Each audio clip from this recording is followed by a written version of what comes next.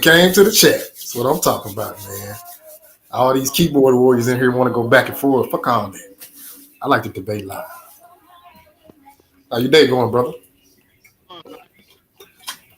Cool deal. Huh? Hold on. It's kind of choppy. Say that again. So I'm always ready for a debate. Oh, okay. Cool deal. Cool deal. So, hey man, let's just jump straight to it. Give me your reasons why you think LeBron to go. Well, it depends on your criteria. Oh, everybody change their research. Run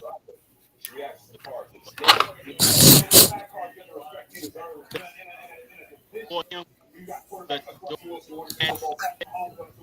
that's that's he fed off of. So when you say like a player like LeBron is better than one before him, it's not an insult to them. It's saying how great they were because they're doing moves that Jordan back then couldn't imagine. Moves that been in Jordan. So them run to go to first he came without even no college training. And from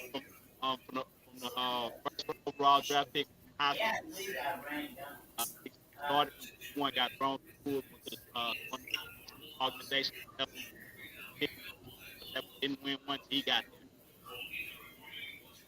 there. Years. Uh, that's a stat. I mean, people try to cut out longevity. You got to think about all the greats that could have been better than what they were, but the longevity kind of killed them out, like Hardaway or Trey Gray, uh, Grant Hill, all these greats that played, but they reached they weren't durable enough. So durability has to. Then you got consistency. He has the longest record of double-digit games of all time. Longest record, 900 plus and counting. He's 10 finals. I know everybody point out, oh, he only won 4, but it's competition. He lost to San Antonio Spurs, uh, and he lost to Dallas Mavericks, which is an underrated team. The same Dallas Mavericks team beat the defending title champion Lakers and OKC Thunder that went the next year. But that team had Hall of Famers on there, but everybody likes to give credit to J.J. Barea. For some reason, they always say, oh, J.J. Barea. J.J. Barea had 10 games, LeBron averaged 30. And he didn't hold the end lock down. Now, it's not taking anything away from Jordan. That's I saw like on the bandwagon. Like give a player 5 years to see how they play out, and then that's the way it goes. Still number one. But still number one. He leads in everything. But the team cannot win at the game. Look at the team. You said he lead in what it kind of that part. What is it you said he lead in? He leading most stats on the teams that he play in. And if he's not number one, he's number two. So points, rebounds, assists. If he's not number one, he's not number two. And on both teams in the finals, both teams led both teams in stats. And people always try to say that, oh, well, those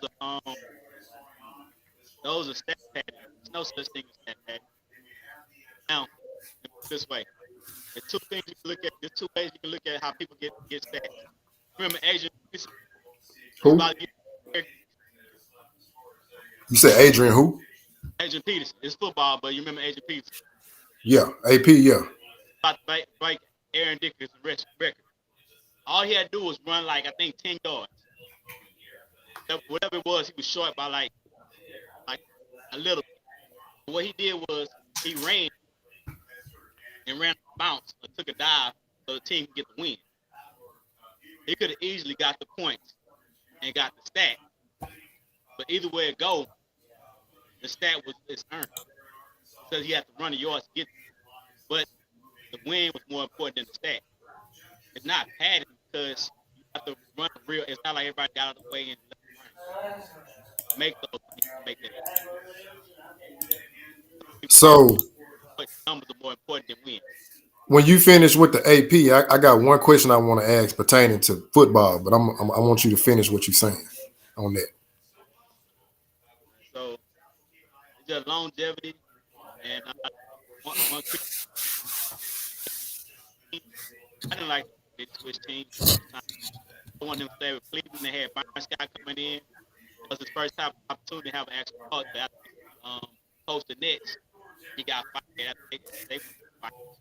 He had coach start most teams coach brought up and they fired him. So I thought the opportunity to have a superstar win. Uh, three is okay in terms of Wade. If Wade was Wade the whole time, they would have got more than the championships they got. But Wade had knee injury. And you know, Bosh had to retire out. They all started at the same time. Both of them retired. So the whole thing was like it's like Anthony Davis, but you have to get him to the finals. But and then he came with Kyrie. Went go play with Kyrie. He won credit for playing with Kyrie. And Kyrie's like 22, 23 years old. But at the same time, you ask them, and you say, "Oh, he beat OKC with Westbrook, Harden, and Steve." They the script is old. They were young. Kyrie was younger than the whole team. So to sit back where he go from every team he goes, he brings you rings. Now everybody can put the way Jordan did, but Jordan did it. Not to go to be great is not to duplicate. Be great is to be your own, at the best that you own. They must play the position. Jordan is a shooting guard. LeBron is a top point forward. They call it. Not even the same position. But this basketball, when we talk about greats, we got to talk about Jordan because things I talk about Jordan and LeBron. That's like about about I talk about you gotta talk about uh, uh, Randy Moss uh,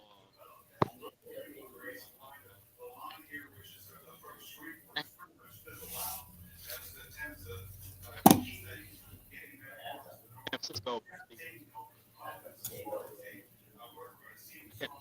Most all the records. Difference, difference. You got right talk about you gotta talk about Barry Sanders.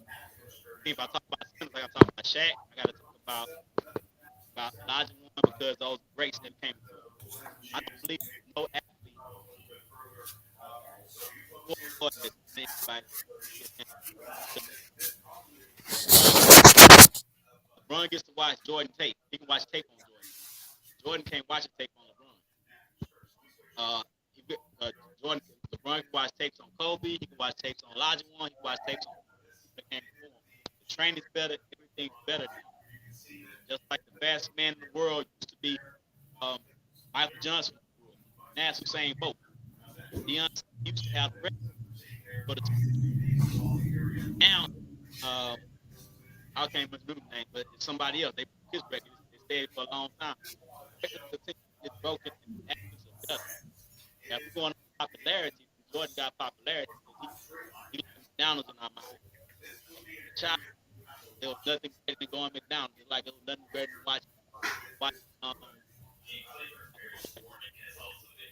when all the stuff we learned about McDonald's.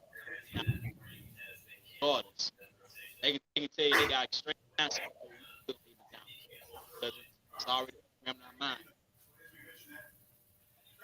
That's all I got. So I got a question about when you switched over to the football uh Okay. analogy. So if we're comparing Emmitt Smith, Barry Sanders, what does the eye test tell you? I tell me Barry Sanders. Who's better? Right. But Barry. statistically, Emmitt got the stats, right? Yeah, he got the yeah, he got stats. He got stats for I think most thousand yard runs and most most second thousand yard run. I think he got most total yards. Yeah, but when we compare those players, Emmett don't do nothing better than Barry. He checked the board on everything that a running back needs to be great, and then you got to counter in the intangibles. That's where that's where I'm coming from. I can't speak about other people, but my argument is this: when I see people try to throw these stats up here and all this, like that's only like 1/4 of the argument. Yeah, stats are gonna matter to a degree, but you Yeah, can't just say, well, the stats say this and this a better. Nah, because if we gonna do that, I tell people this all the time. So is John Stockton better than Magic Johnson? I don't think so. How you feel? oh no, I'm gonna do you another one. Jerry West got better stats than Kobe Bryant. I don't believe too many people are gonna say. Let me say this: Jerry West was a great player. I want to give him his just due. this one I'm saying. Listen, he played back in the day. Kobe played now, so ain't no But comparison. what the point I'm making is Jerry West had better stats than Kobe. But I Yeah, don't think nobody would say Jerry West is a better player than Kobe. Not to say Jerry West ain't great, because in my honest opinion, he a top 5 shooting guard, but he not better than Kobe. So when I see people try to use these stats, I'm like, are y'all being serious right now? Like, no. Just the stats alone is not gonna say this player better. Like, no, get out of here. As far as the longevity, now I'll say this. That to me, that plays a part, but I gotta see your production with your longevity. If you giving it your all, both offense and defense, okay, I'm gonna look at that like Tim Duncan prime example. He played what, 20 seasons, 19 seasons? He was just expected on the defensive end as he was on the offense. Now, his offensive points per game went down because they play a team style ball. But he didn't stop on the assist. He didn't stop setting picks. He didn't stop none of that. Like his production was still there. That's one thing I'm gonna say about Tim Duncan. Now, Kobe, he kind of dealt with injuries, so that might be a little tenuous if you want to throw that in there. But minus his injuries, I feel safely saying Kobe Bryant would be giving his all on the offense and the defensive side of the ball. Who else played long? KG played. He played pretty. He played what, 19, 20. You could kind of tell KG was starting to slow down. I think 21. Like a couple of 21. that's why the longevity argument, like say like you said earlier, stats don't matter by itself. Production. And the thing is, when Tim Duncan got older, he started playing less minutes. But he went from playing 30 minutes to 20 minutes. He got his points went down, his rebounds, all his numbers went down.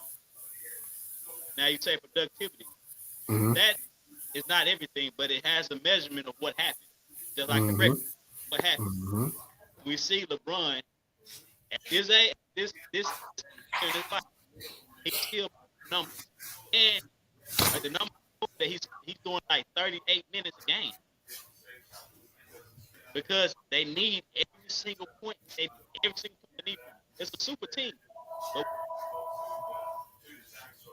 I don't think that's a super team. If I need you on the court 40 minutes, if you did that, I believe they did. That was like when LeBron when he up, they go up by 15. They did what study when he's down, 15 don't they drop it. So why do you think that is? Like you said, when he in the game and they'll have a big lead, but then when he goes out the game, suddenly they get walked down. Just like Russell Westbrook, that one year he won MVP, and KD had went to Golden State. When Westbrook was in the game, he'll give him what, a 10-point lead, but then he goes sits down, the team get walked down. I always ask people this: what system are those guys running? Because when you running a system where you have one man that's getting out all the assists, he's getting all the rebounds, he's doing all the scoring, what are your role players doing? What role do they have defined on the team? I mean, they just supposed to spot up and shoot threes? That's too easy for a high IQ team to dissect. And that's where I get pushback when I'm talking to other people when they try to put this notion, yeah, but he got the points, the assists, oh, that's great if you're doing it. And it's like that's what your team need. If it's organically you're doing it that way, that's one thing. Like Magic Johnson, rookie year, Kareem was injured. I'll step in for him. He played all 5 positions. That was organic. But I'm talking about when you going out here, you playing the same style every day, night in, night out. High IQ teams are going to pick up on that, and they're going to say, we're going to do you like we did Will Chamberlain. Either we're going to stop you and make your team beat us, or we're going to let you get your stats, but we're going to shut your teammates down. And that style of play, I hate to say it, but it's never been conducive to winning. Meaning, the people playing that style lost more than they won. Look at Will Chamberlain's record. He's 2-4 in the finals. Look at Oscar Robertson before he got with Kareem. He couldn't win nothing. Look at LeBron, 4-6. Look at Westbrook. Without KD, Westbrook went out in the first round every year outside of playing with James Harden that 1 year. And they made it to the second round and got eliminated. I'm saying the stats and all that looks nice on paper. But when you're trying to win, like Phil Jackson told Michael Jordan, and I'm trying to think who else. I think Phil Jackson told Shaq, sometimes you got to do less. I think Tim Duncan, matter of fact, Pop told Tim Duncan one time. He said, when you do less, it allows your team to thrive. Meaning, yeah, you might be able to go out here and just fill it up. But if you're not allowing your team to come with you, then the opposition are going to say, oh, okay, we just going to stop him. Just like Michael Jordan with Detroit. He putting up 45, like the Pistons said. They had to get the Jordan rules to slow him down. Until who? Scottie Pippen emerged. Now, you can't double team Jordan. See, I tell people all the time, putting up them big numbers, all that, that's nice on paper. But when you're saying winning, you got to scale back and you got to play within an offensive style that's going to be conducive to your teammates. Actually, hey, let your rebounders rebound. Let your guards get assists. Now, I'm not saying the star player don't steal, rebound, and assist, but don't go out there trying to proactively seek it. Now, if the rebound come your way, of course, grab it, take off. But how I seen Steven Adams just moving out the way so Westbrook can get rebounds, or LeBron just forget the offensive plan. I'm going to go out here and just lead the team in all categories. Will Chamberlain too. I ain't going to forget him. You're going to lose more than you're going to win because your team, the opposition, they're going to see, oh, he want to do everything. Okay, we got a plan for that. Look at AI. Now, of course, he wasn't finna go out there and lead in rebounds and all that, but all he had was some 3-and-D guys. Now, he won one game against the Lakers, but what they do after that? No, we're going to double team you. We're going to make you earn every bucket that you get and make your teammates beat us. They couldn't do it. That's the point I'm making. When I see people say all this, like, oh, that's fine and dandy. Like, I'm going to give you a story about Larry Bird because I was debating a guy earlier in the group. He was talking about stat pad, and I'm like, if Larry Bird wanted to go out and get the quadruple double, he could have done it. He only needed 1 assist. I think he had like 27 points. He had like 11 rebounds. He had, what was it? 10 assists. He needed 1 more steal because he had 9 steals. This is in the third quarter. He sat out. He said, I've done enough damage. And I had to make the example like that would be stat padding, meaning you need this 1 steal to get the quadruple double. He sat out. He's like, I'm good. I've done enough damage. This third quarter. Now, there are some players, I won't name no names, but had they known they had that record, you know they would have stayed in there to get that extra stat. So it could, oh, I got a quadruple double. That's all fine if you're winning. But if your team is losing and you're trying to pile up the stats and triple doubles, it's, to me, I'm sorry, but that's empty because it's like if your stats are not impacting your team in a winning way, then what are you doing? I'm not saying go out there and don't score. I'm saying playing within an offensive style. That's all I'm saying. When I see dudes not playing an offensive style, it's like, okay, that's fine. You putting up the numbers, but did you win? That's what everybody gonna say in the aftermath. Did you win? You know. I agree with what you're saying. I got a couple of things. But one, what you saying about the stats, like the Jordan rule. The Jordan rule was like it's kind of like a basketball rope though. Now he let them just fire on you. That's what they used to do with Jordan. He used to play balls and stuff. I see the replays. They'll let him go 60 because the rest of his team don't get involved, and that's cause them lose. Now you know the run players to try to get people involved first. I give him that. Yeah, he do. I give him that. Then throw his mood off, or he'll just go and start trying to score. Most times he throw his mood off. That's what he try to do. Now, the thing with the stat pattern is, in order to get a shot, you have to shoot. You have to go in. In order to get That's the steal, true. that's the whole thing. In order to That's get that steal, I have to grab that steal. They don't give it to me. He said the same thing about Westbrook moving out the way and stuff and all that. But still, somebody has to miss a shot to get a rebound. Now Larry Bird was able to sit out because his team had a better team. He had Robert Parrish. I can't call him, but they could play in while he's out. Also, better coach don't have a good coach. That's the coach supposed to fix that. Supposed to fill in the gap when you're out. Supposed to feel that when you sit out, the coach is supposed to have the proper people in place. That's why they pay him. He's supposed to have the proper people in place when the stars sit out. The rest of the person that do the rest proper who started off whole management stuff was Popovich. That's how he got his guys at an old age still winning 3 more championships at 37. Another thing what people don't realize is that when Miami won the championship, they was the second oldest team. So a lot of times we don't have a coach. What LeBron thing was he don't have a coach. He figured he can get veterans in that know how to play.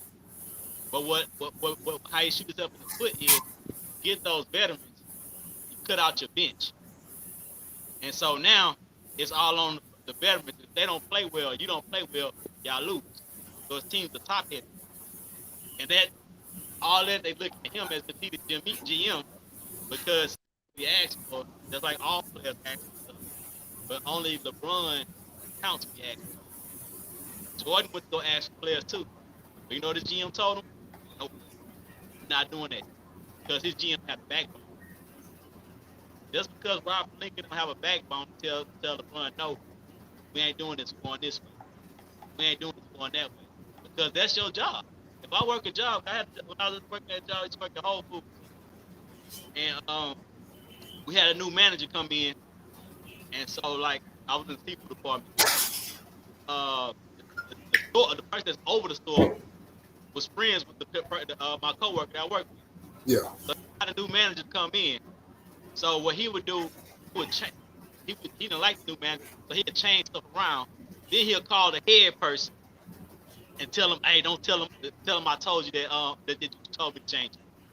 See, when you got somebody skipping over the manager straight to the source, and that's a manager without a backbone, that manager ain't gonna be that long.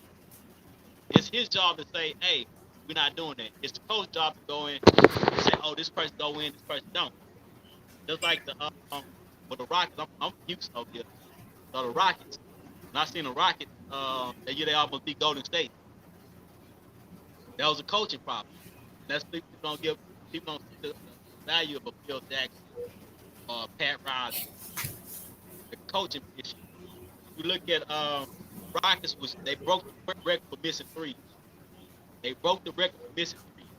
How do you allow that to coach to break a record for missing threes? I watched that game. They was coming back within the 1 point. Once they came back with 1 point from driving, because James Harden was driving, they couldn't stop him from playing. Back to shoot. So all this how the players they look at only look at one aspect is win or lose. So, Every oh my bad. every game is how you play in a loss. Sometimes how you play in a loss. You give your all on the court because it takes a little luck. So, when you were talking about the Spurs and the Celtics, I was waiting for you to acknowledge this, but I'm gonna just put it in there. Everything you were saying, I agree with, but what you didn't include is they played in a system. That's why Larry Bird was able to sit out because they played a system. Yes. So when he set the bench, whoever the sixth man came in kept the ball rolling. He had to go back in there and play. But I also wanted to say this too. Before Larry Bird came to Boston, this is before McHale got there, before Parrish got there, before Dennis Johnson, and before they got Danny Ainge. The Boston Celtics had won 29 games the year before. The very year he got there, they won 61 games with the same roster. All they did was add him. Went to the playoffs and lost in the Eastern Conference Finals to the Sixers. 1 year turnaround that fast. Second year, they get Robert Parrish. Kevin McHale's a rookie. I don't think they had Danny Ainge yet. And they still had Tiny Archibald. They win the chip. Within 2 years, he turned their franchise around. So I want to make sure we give Larry Bird his flowers because that was a bad man. What you were saying about Tim Duncan, back to the Celtics. They play a system. That's why when this whole notion about LeBron never had a great coach, to me, that's hogwash. That's bullshit. Pardon my language, because 2010, he could have played for Phil. He could have played for Pop. You and I both know he took his talents to South Beach. Hey, that's fine. That's fine and dandy. 2014, same opportunity. You could have played for Pop. You went back to Cleveland. That's fine and dandy. 2018, you could have played for Pop again. So when I hear people say this, I'm like, I'm not listening to that because the man ain't never been traded. Every time he left a franchise, he had an opportunity to go play for either one of these Hall of Fame coaches. He chose to go elsewhere. So I'm saying that to say, like, I'm trying to see how this Mark Jackson thing away. This is what I'm leading up to. Because Mark Jackson is the type of coach, it's not going to let no one man run the show. Mark Jackson, what I like about him, he got a backbone. He stand on principles and morals. Now, as LeBron, talented player he is, that's fine. But Mark Jackson going to say, I'm running this show. You're going to play my way. You're going to sit your ass down. That's just who Mark Jackson comes off to me. Now, if he backpedals and becomes a yes man to LeBron, I'm going to say, hey, bro, remember that debate me and you had? Well, I got to retract my statement because clearly he let LeBron run the show. But I'm trying to see how this is going to play out because if the Lakers sign Mark Jackson, they're going to play a system. Now, LeBron might not welcome it in the beginning, but he's going to have to. Because when you're playing a system, that allows your teammates, like I said earlier, to know what roles they have defined on the team. Whether you the scrappy guy, whether you the shooter, whether you the rebounder, whether you got to just go in there and give up fouls. Everybody got to know their role. But when you're not playing a system, it's just like you just out there similar to OKC. You playing street ball because I don't care what nobody say.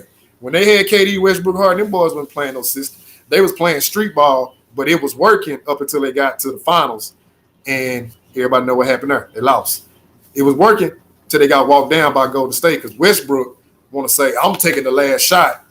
You ain't got KD in no type of rhythm over here. See, that's where I say when you have a coach that implements a system, you're gonna see the benefits of it. You're gonna see how the players are gonna thrive. Prime example: nobody knew who Tony Parker and Manu Ginobili was. Nobody. Let's be honest. There was not no hot commodity. But that's what I'm saying. But when the scouts went over there and got them and built them up incrementally, and Tim Duncan's leadership, now they going to the Hall of Fame. Just like Golden State. Let's be honest. Other than Steph Curry, nobody heard Klay Thompson coming out of college. He finna do this. Draymond was a second-round pick. Nobody was checking for them dudes, and they was knocking Curry saying he too small, his ankle's too fragile, he not gonna make it. But suddenly they become a super team. Hold on. 2015, they was not a super team. Now, when KD joined them, yes, they became a super team. But what I'm telling people is when you have a system and you build your players up incrementally, that's not a super team. That's you have to give that to the coaching. You have to give that to the scouts, and you got to give it to the system and the culture that they got there. Look at Jordan Poole. Nobody knew. I never knew who Jordan Poole was. Man, that man out there putting up 25, 30 a game, playing with Golden State, the system that they running, and then building him up. Because his rookie year, he wasn't doing that. That's the point I'm making when I tell people, like, y'all can't just sit here and say, oh, it's the coach. Yeah, some of it is coaching, but you also have to have a system in place, and those players got to buy into the system. Because I know a lot of people don't think we speak objectively about Michael Jordan. I'm going to do that. When Jordan first started playing, when Field took over, and that wasn't Field triangle, that was Tex Winters. Field took the credit for it, but Tex Winters created the triangle offense. Jordan said, I'm going to give it 2 weeks. This was 1989. 2 weeks, he went right back to doing what he was doing, averaging 35, 37 a game. And I think it was in 1989 when they got beat in 6. Okay, they come back 1990. He bought into the triangle. They took the Pistons to 7 games. Matter of fact, the Pistons swept everybody in that playoff run. And the Bulls are the only ones that took them 7 games. Scottie A, he had the migraine, can't control that. But who knows what would have happened had he not had a migraine. But I'm saying that to say, They took the world champ 7 games when everybody else was getting bounced like a sweep. Why? Jordan bought into the system. So they come back the next year. They sweep the Pistons. I love Isaiah. But, bro, walking off the court like that with your head down, oh, man. Every time y'all beat that man, Jordan went on hand, shook y'all in the eye, shook y'all hand, looked y'all in the eye, said, hey, good luck, go win it. But as soon as he repaid the favor, you slink off like a chump, like a little weasel. See, that's my only knock against Isaiah. Everything else I love about that man, but that moment right there, and then it's like, you know, how you trying to justify it and all this, like, no, bro, you just take your L. You walked off like a chump, and that's what that to me that display I felt like kept him off the dream team. Other people might have different theories on it. That's fine, but I feel like had he showed some remorse and was like, hey, I'm gonna shake hands with Jordan, boom, boom, boom, they would have took that picture. Yeah, you would have never seen the end of it. Almost like that photo of Magic and Jordan. I mean, Magic and Bird shaking hands. It'd have been the same thing with Jordan and Isaiah. Like, amidst all the beef and all that, okay, you got smacked. Dude, you came over there humbly, shook his hand, boom. Dream team, win your gold medal, going off to the sunset. But it's one more topic you spoke on I wanted to speak. Oh, yeah, when you said everybody done asked for teammates or whatnot, to a certain degree, that may be true. But you got to understand, Jordan was asking for his UNC teammates. James Worthy was not there. He was already with the Lakers. Sam Perkins had got drafted by who took him in the draft? I think he might have been with Seattle. But Jordan wanted Walter Davis, I think, and some more cats that I don't even think them dudes might have made an all-star. If they did, they made one all-star game. But, yeah, he did want to play with them. That's true. But I never seen Jordan asking for John Stockton, Charles Barkley, Hakeem Olajuwon. He wasn't asking for them. Those were superstars. So that's why I tell people, like, to a degree, yeah, it's players out here that might ask for certain players, but are they asking for superstar type players? Or are they asking for guys they played with in high school or college? You know, like prime example. Let's say the Fab Five would have got on the same team. Would you have considered the Fab Five a super team? Like all of them would have ended up on the same team in the NBA. Like their careers played out. Nah, the only person that was on there that was still is Weber. That's what I'm saying. See, and I'm of the mindset Jordan was one of the guys he played with in college. Why? They know how to play together. They got chemistry. And yeah, you're right. Krause said no. We're gonna do it my way, which I got to give Krause his credit. You know, drafting Pippen, drafting Grant, because he knew what they were gonna need to combat Detroit and all them other teams they're gonna be playing down the line. So, that part right there, I can agree with. You know, I'm like, okay, Krause did make the right decision on that. So, let me make sure because I don't want to miss no points I was speaking on. Oh yeah, when you said to be great, not to duplicate. Now, let's be honest here. Once Jordan came in the league, they were already looking for his replacement. I'm gonna go down the line. Started with Grant Hill. He couldn't measure up. Knees, injuries. Penny Hardaway was next. And for a minute, Penny was a hot commodity, but injuries ultimately took him down. Okay. Kobe Bryant comes. Vince Carter comes. Allen Iverson comes. Tracy McGrady comes. Dwayne Wade comes. So I'm telling people, clearly it's a standard Jordan set that all these players done got the comparisons to him, and only one that really lived up to it was Kobe.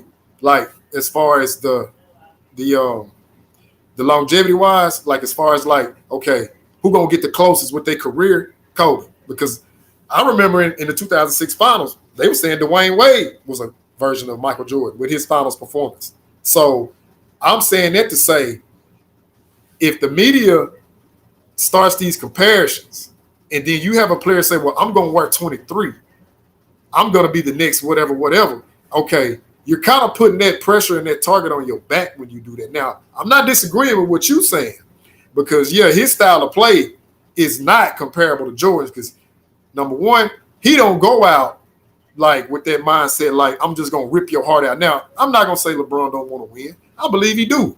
But do he got the same mental capacity as Jordan, Kobe, and all them cats? No. Because too many times he could have just cut your throat. What'd he do? I'm going to pass. I'm going to fade in the background. I'm like, but I'm going to give him his credit. 2007 against Detroit, he did it. He dropped, 25 points against Detroit fourth quarter. When at the game, Boobie Gibson went crazy, hit like 4-5 threes. He did it.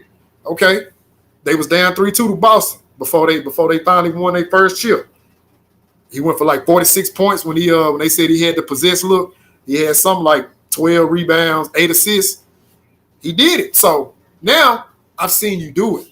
So when you get to the 2011 finals and your point per game go from 27 point per game to 17, oh, wait a minute. You mean to tell me you went out here and damn near put up 30 on Boston, but you can't do that against Dallas? Hold on. I'm going to move forward. 2014 finals. Everybody want to say he had all these great stats. That's fine. He had the numbers.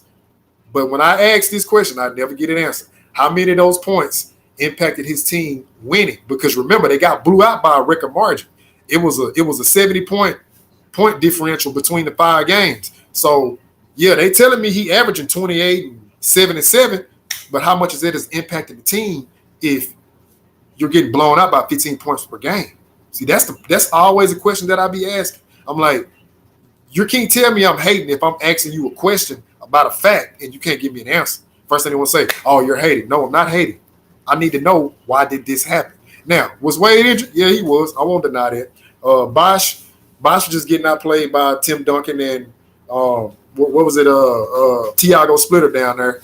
But I'm like, bruh, they had Boris Diaw guarding LeBron. I saw that. Now, Kawhi was guarding too, but they were alternating. So, like you said, Popovich did what Detroit did to Jordan. They wore him down. Like, yeah, we're going to let you get yours, LeBron, but we're going to stop your team.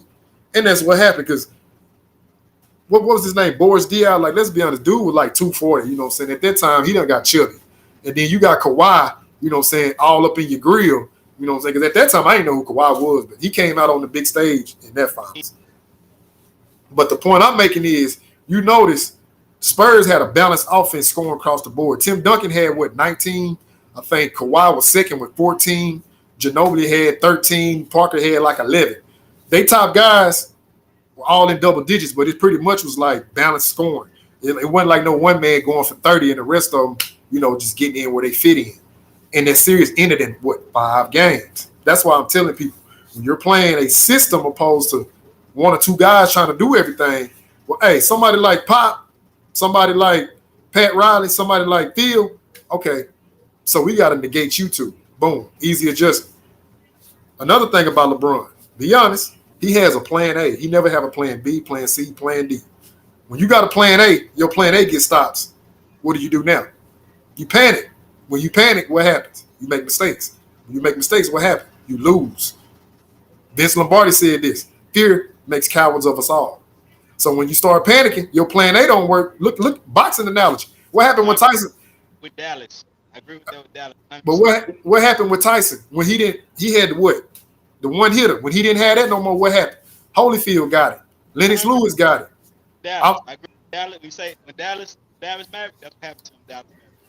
But the point I'm making is, like, when you don't have a plan B, C, D, you know, when you can't adjust to what your opponent doing, because everything to me is a chess game. Boxing, chess game. Football, chess game. Basketball, chess game. Baseball, everything to me is just like chess. You got to be able to be 4-5 steps ahead of your opponent. And if he cutting off your plan A, you got to have plan B wait. Plan C got to be wait. You got to be able to adjust on the fly. That's why Mayweather undefeated. That's the only point I be making when we have these debates. I'm not gonna say the man ain't talented. Yes, he is. But the mental side, like Larry Bird, you couldn't fuck with him. Magic Johnson, you couldn't fuck with him. Jordan, you couldn't fuck with him. Even Isaiah. That Isaiah, when he had that ankle sprain, and this is why I love and respect that man. He could have sat out. He could have been like, all right, guys, I'm done. You know what he did? Fuck that. He said, I'm finna go in that zone. Hey, he went in there, got a retake, tied his shoes up on one leg. Guess who he was doing it against, though? Michael Cooper, the best defender in the league. Larry Bird said this. He said Michael Cooper, the toughest opponent I ever had. On one leg, gave that man 25 points. That's why I love Zeke, because even though he was the dirty little sneaky little MFer, he had heart and he had grit, because he could have sat out, but he didn't. You know what I'm saying? He went out there and got it done. That's the only point I'm making when we start having these comparisons. I have to tell these casuals, don't come at me with no stats, okay? Because I'm not listening to no stats. Anybody go out there and get stats. I need to see what you're doing beyond the stat sheet. Like Draymond Green, for example. You'll see Draymond Green, you'll be like, oh man, this dude a scrub. No, he not. The things Draymond Green do for his team don't show up on the stat sheet. See, that's why I tell people like it's levels to this. But you know, oh, go. You say what now? And Lonzo. Oh yeah, Lonzo, yeah, of course. But no, them was the points I was making on what you were speaking on. So I know how to talk long enough. So it's on you now. Go ahead, bro. So this is my thing about the mentality. Got to kill it. There's several ways to kill somebody. Now Jordan, he probably shoot you. That's Jordan fight. He probably shoot you. Kobe, he'll stab you and look it in your eye as you die. LeBron gonna throw something in your food. End result is Bruh, hold on, pause. I ain't never heard that one before. I ain't never heard that one. Hang on. Hold on. I ain't never heard that one, but bro, I like how you worded that one, man. I like how you worded that one. That was a good one. I gotta give you that one, man. Go ahead. I agree with you on Dallas was because we look at the Dallas finals. Because before Run was just driving to the basket and dunking on him. Nobody could stop him. So he kept doing it. San Antonio was really the first person to do what Dallas did. What they did was they blocked the zone so he couldn't dunk. Yeah. And they forced him to shoot. Which at the time he couldn't shoot. Yeah. And I don't see to hold that against him. It was over 10 years ago. He couldn't shoot. It wasn't worth nothing. He got once that Dallas, he went against Dallas and he was the favorite and he lost. And he did horrible. That was a turning point in his career. Because after that, he went to go get trained with Elijah One. He worked on his shot. The next year, they played San Antonio. And San Antonio tried to do the exact same thing and close the lanes so he couldn't drive. He started shooting. San Antonio didn't have nothing. And that's when he finally won his first finals. He learned to shoot. So that's the turning point in his career. Same way that Jordan had one, Kobe had one. Kobe had one when he tried to take the finals MVP from Shaq. He got Shaq out. Then he tried to take it without him, but then it was a turning point when he had to learn to trust his teammates. Because he was known as a selfish basketball player, but if you look at his finals numbers, his playoff numbers, he passed it. Because he knew that he had to do that. He had to buy into the system in order to do that. So a lot of stuff got to do with coach too, because they coaches too. You talk about systems and stuff. The coach have a backbone to have a system. When LeBron had Ty Lue, they worked together as coach. That's why he wanted Ty Lue again. Ty Lue let him do his thing. Eric Spoelstra, he sat in his film room. He watched the film room. They did what Eric Spoelstra taught. They respected Eric Spoelstra because Pat Riley respected Eric Spoelstra. So they had to buy in. And a lot of times it's how they feel about the coach. Gives them the respect for the coach. That's how they feel. So for example, when Phil Jackson finally came to the Lakers, Shaq said this himself. He said the coach before, they didn't like him. When Phil Jackson came in, they said, man, we gotta buy into we're gonna buy into the system. They bought into the system. They won. And so when we say like stuff like LeBron don't have a great coach, you said, oh yeah, that's what you said. That's what I meant earlier. Earlier you said that he could have played with Pat Riley. Pocket, right? Yeah. The goal at the time was to beat Pocket, not play with him. See, the goal at the time was not to join Kobe team. He wanted to beat Kobe team. Even though y'all say they united to beat, but the unity of the teams was not to beat these minor. I can't remember which basketball. He did a memo. He did a memo about how he wanted basketball, how it changed. He said cut half the teams and raise the backboard up, goal up so high, whatever. Just basically, he just got tired of all the dunking and all the. He want to see more skill levels. So that's basically what they're doing. You see the Boston combine the big three.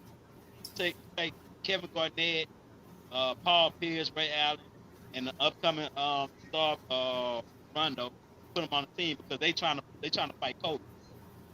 So Kobe gone and beat them. Now they're trying to beat the Heat. Now the Heat win. They trying to beat this the top teams facing each other. Ain't nobody worried about New Orleans Pelicans. Ain't nobody worried about the Charlotte. So they picking and choosing the people that they want off these small teams because they want to do like the guy said. He want to make these teams where it's more competitive instead of having all these stars sprinkling around and make these super teams kind of like they had how both Magic Johnson and Bird said they asked about Michael Jordan, even Dr. Jason. It's like when we played, it was 4 or 5 Hall of Fame on the team. Say when Jordan played, not that many. He said we had the big team. Now it's going back to the '80s basketball. We have 4 or 5 Hall of Fame on the team. So if you look at the Bucks last Giannis dropped 41. I mean dropped 50. I mean who's that? Chris Miller dropped 41. He dropped 42 games. Chris Mm-hmm. Miller didn't. Chris Miller didn't start on that team. Lopez didn't start on that team. Drew Holiday didn't start on the team. All of them trade. Teams do it all the time. But it's criticized. It get criticized. The players actually when they control their own destiny get criticized all the time. I didn't agree with him leaving, but I'm not gonna criticize somebody taking control of the career because Charles Barkley did it. Karl Malone did it. Shaq did it. A lot of these players did what LeBron did, but they didn't have as much control as him. But they did it. They did it at an older age, which they would have did it younger. So I think a lot of the players that hate on him is like, dang, I wish I could have did this. I wish I could have switched. But there's no guarantee because you've seen all these great players unite. And just like the problem they thought they were going to have, I didn't think Miami was going to win the first time.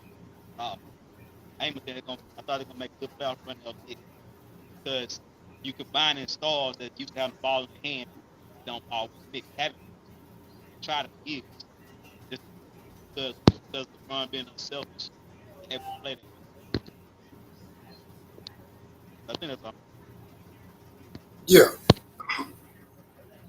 No, what you were saying, yeah, like Barkley was a bit hypocritical because he actually wanted to go to the Lakers, but Philadelphia they weren't going to do that deal, and they sent him to Phoenix. And to me, that was enough. But like I told him, everybody want to say the Bulls was never a super team. They just had a super player, which was Michael Jordan. Because if the same people gonna tell me that he only beat the Pistons because they got old, I'm like, well, how the hell Dennis Rodman make him a super team when he was old at 90? Their logic, but I'm making the point that Jordan stopped Barkley from winning. He stopped Magic from getting the sixth one. He stopped Clyde from winning in Portland. He stopped Shaq and Penny Hardaway from winning in Orlando. He stopped Gary Payton and Sean Kemp and he stopped Stockton and Malone. So no, they didn't have the super teams back then, but you free agency, like a lot of players weren't really switching teams like that. The only reason I feel like Shaq went to LA because he wanted the money. Of course, Orlando wasn't gonna pay that. But Jerry West said, hey, I can't get you 150, but I can get you 120. So boom, there you go. He go to LA. I'm not gonna knock no man for getting their money. Clyde, I'm like, when you know what I'm saying, a lot of people don't remember this, but you know how all the backlash KD got for joining Golden State. I'm like, Clyde lost to Hakeem in the second round of the Western Conference. The very next year, he go join them and win a title. So I'm like, Clyde did it before KD. Nobody hears about home though. Huh? He went home. Houston. Well, yeah, that's true. He went home, but the point I'm making is you lost to your competition, and then you went and joined them. You know what I'm saying? I'm like, so I don't like when people give KD all this backlash. I'm like, well, yeah, I guess y'all forgot Clyde did it. Yeah, he went home, but the point I'm making is he had to leave to win because Jordan wasn't having it. I mean, he just put the league on lock. As far as LeBron, I'm not gonna go against him going to Miami under this condition. If you go in there because you and the owner had a fallout and all the stuff with Delonte West, that's one thing, cool. But I'm of the mindset I would have never went back because if you're gonna leave, then you go win in Miami. Oh, that's fine and dandy, cool. But honestly, I believe if Kyrie hadn't got drafted there, I don't believe he'd have went back to Cleveland. I believe he's seen what Kyrie potential was, and then they had number one pick to get Andrew Wiggins, but he didn't want him, which he probably should have kept him. Hindsight, seeing all the injuries, but he wanted Kevin Love, and You know what I'm saying? It's like karma set in. So I look at that whole situation like, hey, you know what I'm saying? If you in management, y'all at eyes, hey, I have no problem with you leaving. But if you go back, it's kind of like now you got to run right back to the environment that you didn't want to be in. Okay, but now it's like you come back to Cleveland. He said, I'm never going to leave again. I don't have the energy. How you end up in LA? I'm like, God damn, now wait a minute now. Like I said, had he left the first time, okay, cool. Like you say, some players just need to change the scenery, but I'm damn, saying you maybe know. time. Tell him how good the schools be for his son, get him to the NBA and stuff. Well, I Maybe mean, yeah, that too. But it's just like I said, I won't can't like when I see people trying to give KD all this back, I'm like, yo, the goal in life is to work smarter, not harder. I'm sorry, but I believe everybody see what KD would have been had he stayed with Russell Westbrook. Like, no, there's no winning with that man. So I'm not gonna fault LeBron for going to Miami, but I tell people don't sit here and say, oh, KD weak and all this. Like, nah, they both left. They both I don't left because they want to change the scenery. I don't fault KD, but I don't pretend it's the same thing. I don't fault That's KD because that's like true. I think what KD was looking because that Kyrie and LeBron if would have worked out, they could have won more championships. They couldn't get it together. The after Kyrie left and he went to Boston and learned that he was the problem. Kyrie's like, no, I understand now. He trying to mentor these youth the way LeBron was trying to mentor him, and they wouldn't hearing it. So he like, dang, I'm sorry, LeBron. I wouldn't try to hear it because shoot, they was first one to do 40 and 40, 41, 41. And so after KD saw them come back from 3-1 down in the finals, KD was like, dang, I don't know how I'm gonna beat them with Westbrook. He joined What on with them. it wasn't gonna happen. So It just happened. wasn't gonna happen. Like before Kyrie was out, so you couldn't see how good LeBron and Kyrie was together. But I think the first year they was out, first year was out. Second year they won. I think the third, the last year they lost. But Yeah. when they saw that, he was like, oh dang, that's I don't fault him because you're not like I say, you're not he's not going to play the Houston Rockets. He's not joining the forces to go be okay. Not, so I don't fault him at all. I don't think super because they are pros. You got like we was talking about earlier about people with the systems, and you got I'm gonna let you go after this. We got the system, and we got the star power teams. So star power team be like the big name teams that got Giannis, got uh, Embiid, you got LeBron, all those big star names. Then you got these other teams like Miami. They didn't have a big star name, or the Suns. They didn't have big star names, or the Nets when they went, or all these other teams. They all professional. But how did they win? Or you could argue Boston before they started to fight over who to start. You got these teams, these systems versus these star power team, and the system teams last longer. That's why the attitude and the move with these star power teams is win now. Let's get what we can do, win now. These system teams, they patient, they take their time, they learn, they follow the system. They know that the system is their strength. With these star power teams, the stars their strength. So if AD get injured, Kevin Durant get injured, they season over with. You seen the Clippers, they lost everybody, still went to playoffs. OKC lost everybody, still went to playoffs. They got system teams and they got star power teams. And that's what I was speaking on. That's why with this experience with LA, it didn't work because they weren't running a system. It was just the Westbrook LeBron show. Now I give LeBron this much credit. Uh, he can go out there and lead the team playing his style better, more efficiently than Westbrook because I will say LeBron, a basketball IQ, it supersedes Westbrook. Now, but you add him on, and it's like, okay, he's basically, to me, he a poor man's version of LeBron because they pretty much play the same. They have to have the ball. They have to have the whole offense run through them. But LeBron is a little bit, he's way more efficient than Westbrook. But I'm like, when I seen that trade go down, I'm like, this not gonna work. Of course, I got called a hater. Oh, you mad? I'm like, okay, but just watch. It's not gonna work. And even amidst the injuries, because Westbrook was the most durable throughout all of them. I'm like, Yes. yeah, but I'm telling them, I'm like, Westbrook is a poor decision maker, especially in the fourth quarter. Like he just forgets everything. Not only that, he can't shoot. He's starting to lose his athleticism. So all that blowing by everybody, and he way too emotionally unstable. Like you miss 10 shots and then you hit one shot, you want to do all this. You doing all this, opponent done ran down in transition and scored a bucket. You still doing this looking dumb. Like that to me, then it's like when you had LeBron and Westbrook on the floor, it's like, okay, well, who's the facilitator? You know what I'm saying? Who we need to play off of. So I think LeBron just said, all right, fuck it, I'm gonna just start scoring. You know, Westbrook, you just do whatever. And I'm like you said, all that star power, but y'all don't have a system in place where this player knows what he's supposed to be doing. Player B know what he's doing. Player C, D, E, F, G, everybody got a defined role. They just go out there and play. You know, I'm This like, guy AD injury because his plan was original plan was to run the offense to AD, and that's do why you he let. but do you think that was a smart decision? Knowing AD's injury history, like, do you think that was a smart decision to want to run the offense through him? The thing is, if he's healthy, that's a big if. If he's healthy, they could have brushed through Westbrook's problems. If healthy, Westbrook wouldn't have been a big problem. They probably would have won the finals. Westbrook would have been proud. Now, when they got Westbrook, I know what LeBron. I, I'm thinking LeBron was thinking like, if I get Westbrook and I go out, he can carry the team. He can carry the load. Yeah. Didn't happen. LeBron still had to start 5 for the win. All the games he averaged 30. They only won when he scored 40. Scored over 40.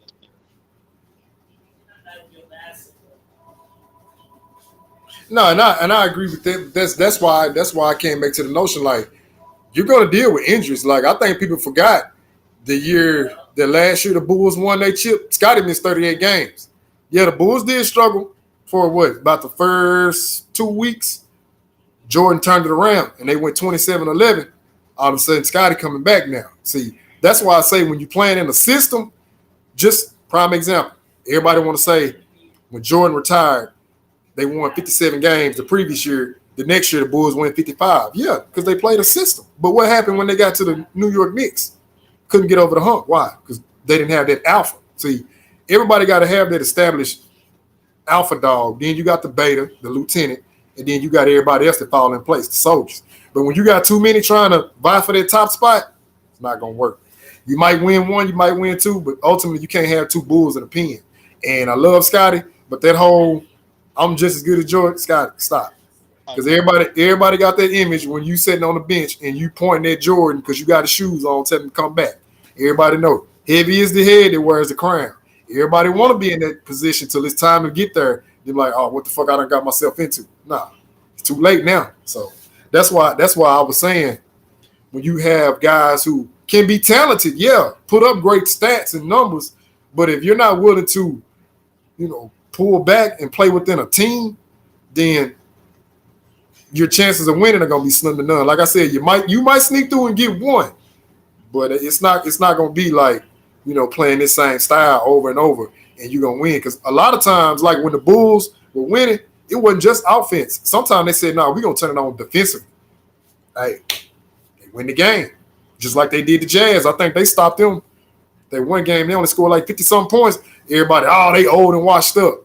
Yeah, but that same team Phil Jackson was strategically trying to avoid in the playoffs. So some ain't adding up. Like, no, y'all just need to give Bulls credit for playing elite defense and stop them boys from getting only 54 points in the NBA Finals. Why? They made an adjustment.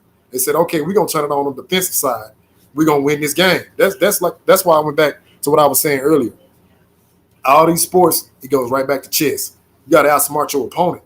You gotta be able to do it physically, yeah, but you gotta do it up here too. See, the mental side just as important as the physical side. That's why people used to wonder why Larry Bird was so great.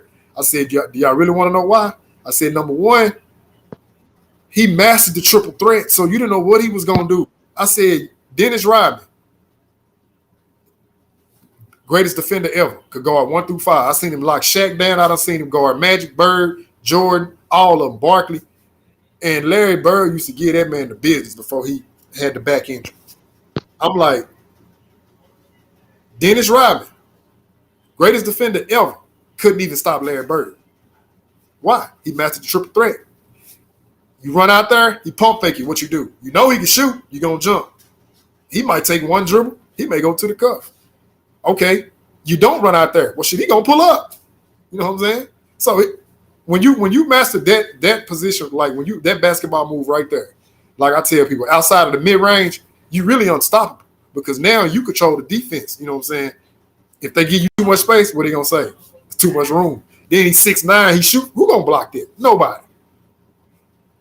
Then if you get too close, all they gotta do is give you a little pump fake. You know what I'm saying? Or use one of them fundamental basketball moves because people forget he had post game too. That's why I tell people, man, yeah, you can have all the talent in the world, but if you don't master those skills and those fundamentals, triple threat, the mid range, your game gonna be too easy to dissect. I'm gonna let you go. Already, bro, man. I enjoyed the chat, man. Enjoy the chat. All right.